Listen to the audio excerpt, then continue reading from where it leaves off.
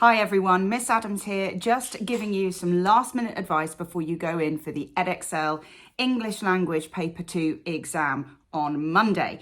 So the first thing that I want to talk to you about is your timings, because there's a lot to do in 2 hours and 5 minutes. So 45 minutes needs to go for your transactional writing. So just imagine saving that for the end, which leaves you with an hour and 20 minutes for that section A. So my advice to you is to split it out so it's a minute per mark. That's in terms of your writing time. So if it's a 15-mark question, 15 minutes on writing. If it's a 6-mark question, 6 minutes on writing, etc. Now you can possibly claw back a little bit of time if you manage to do the sort of 1-mark answers really quickly. You probably don't need a minute to write down, whatever words it is for the questions 1 and 2, and then questions 4 and 5.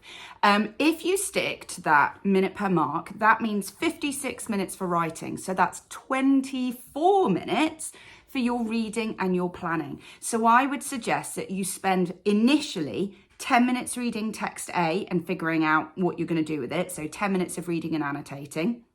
Then another 10 minutes once you finish the questions for 1 to 3, another 10 minutes annotating text 2, and then your time answering questions 4 to 6, which gives you about 5 minutes to recap and get yourself together for the comparison questions for 7A and 7B. So that's how I would split out the timings, okay?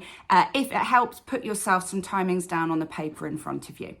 Right, on to the questions. I'm just going to really quickly remind you of the things that you need to do for each question. So question 1 and 2, it's information retrieval. Make sure you read those questions carefully so that you don't kind of mess up and accidentally, pick the wrong topic. But the fewer words you use, the better in these ones. Just get the answer, get it down. Question 3, language and structure. Remember, this 15 marker wants you to focus on the whole text. So if you use whole text structure to help you plan, you're already hitting one of those things. So the questions you want to ask yourself: how does it open?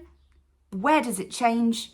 How does it end? Okay, use that to find the areas for analysis. Make sure you deal with language and structure, otherwise they will cap your marks at 6.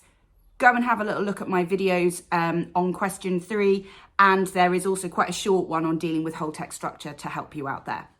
Right, questions 4, questions 5. Information retrieval, easy. Make sure you read the questions carefully, get your answers down.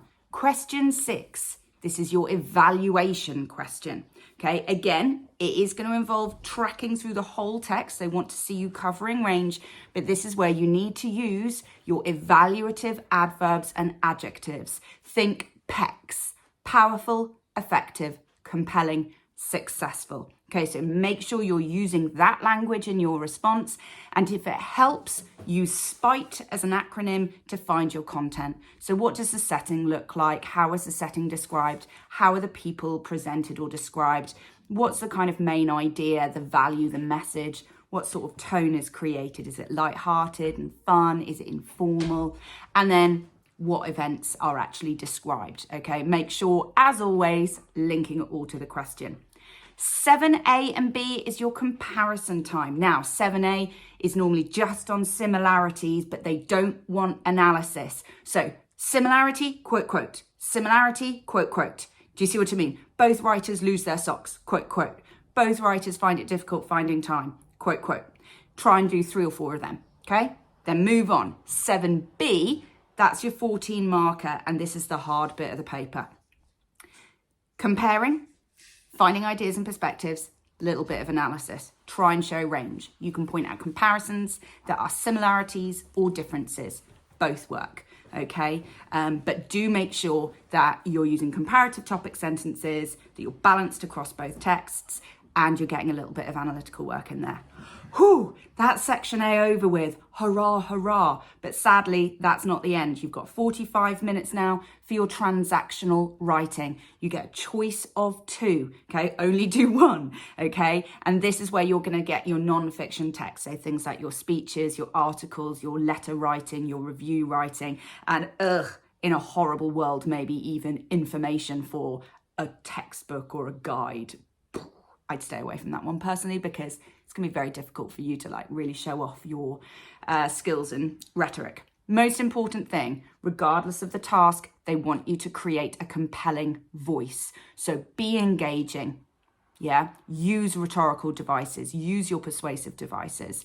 The mark is out of 40 on that one. Remember that it is split. 24 for content and organization, 16 for spelling, punctuation and grammar. But there are a couple of little sort of additions to that. You can get points for the your variety of language, so your word choices in AO6, okay? And your paragraphing, even though some might argue that this is a kind of grammatical structural feature, is part of AO5. So make sure you paragraph properly, because that is in the 24 mark chunk. So that one is really important to muster. Make note of who your audience and your purpose is, okay? So you make sure that you're writing with an appropriate tone, and keep checking your work.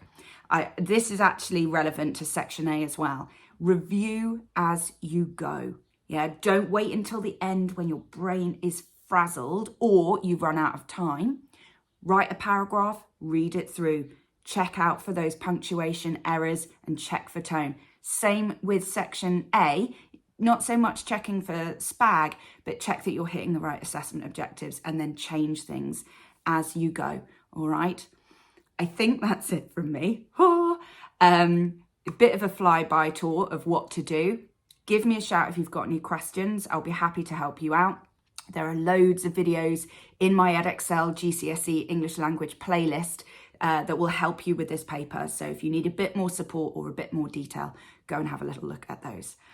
Otherwise, that's it from me. Thank you so much for sticking with me through these revision videos, and the absolute best of luck for the exam on Monday. Happy revising.